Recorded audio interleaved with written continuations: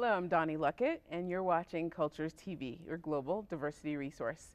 We're here today, I'm so excited, with Kendall McElhaney, and she's going to talk a little bit more about LGBTQ issues. Not necessarily issues, but I'm excited about this conversation because it really is just a conversation. So a lot of people, I think it's a big topic today, gay, lesbian, bisexual, transgender, and queer issues. And what are they really about? So many people want to support, but they don't understand the conversation. And I think Kendall is going to give us some clarity today.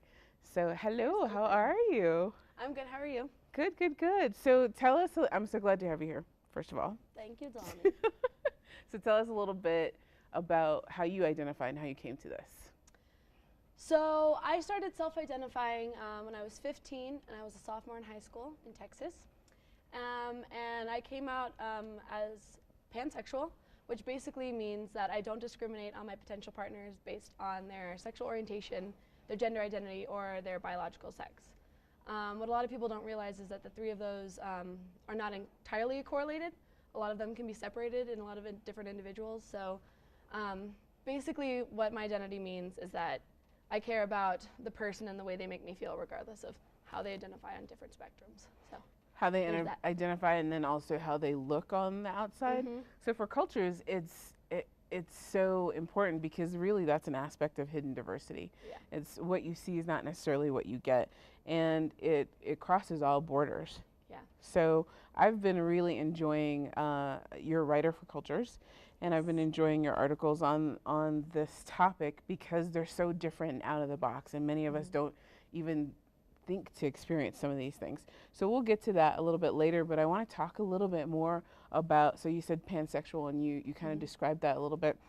I know one thing I had a conversation about was Cher's son. Now the name escapes me. We were just talking about Bono. it. Thank you, Chaz Bono. And I think a lot of people are confused by that because he identifies as transsexual, correct? Well, so there is a difference between transsexual and transgender. Excuse me, transgender. Yeah, yes. so, but technically Chaz Bono would be considered transsexual because he has chosen to transition completely and change his anatomy.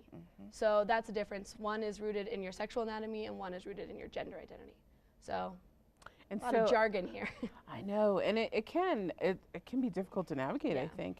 But I think just being open-minded makes a huge difference, and that's why I enjoy a lot of your articles, all of your articles, because it really does open your mind, and things that you never would consider that you may be discriminating someone with, you may be. You and I talked about this. I was at a diversity conference once, and someone said, oh, well, we're privileged, we're pronoun privileged, is what this person called it.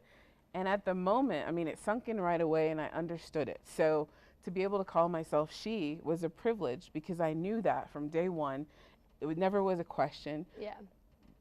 Not even entering my mind at any time.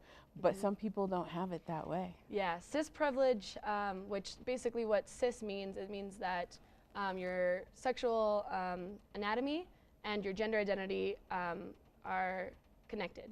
So I identify as a female and as a woman, so I am a cis woman. So that cis privilege that I've been allotted and you've been allotted is something that we don't have to think about.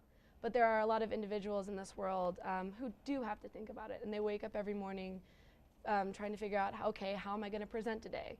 And by the choices I make and the clothes I wear, how is that going to look when I present this way, but my mind presents another way? So these are certain privileges that we don't have to think about, and we're very lucky in that sense, but there are a lot of individuals where it's an everyday battle. So we were talking about those pronouns also because a friend of mine recently said that she likes to be identified as Z. So tell us a little bit about Z versus him, her, etc. So Z is a gender neutral pronoun. It's also gender non-conforming.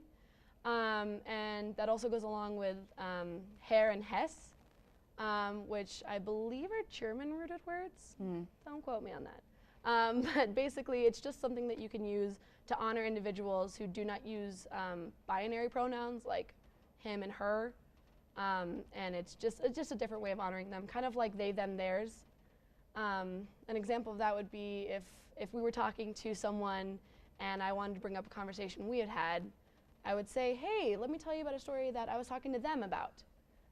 That way it's not putting any kind of gendered assumption on you. It's not making you feel objectified in any kind of space. It's just, kind of making you feel present in the conversation. And for me, I teach journalism, so language still has to catch up to this because we're taught, plural, singular, possessive, and the whole it there is a whole nother story for those who write. So the world needs to catch up, and for the English language anyway, and how we write things, that needs to catch up to the terminology. Yeah. So I can't wait to talk a little bit more about how cultures fits into this, and we'll be right back with Kendall.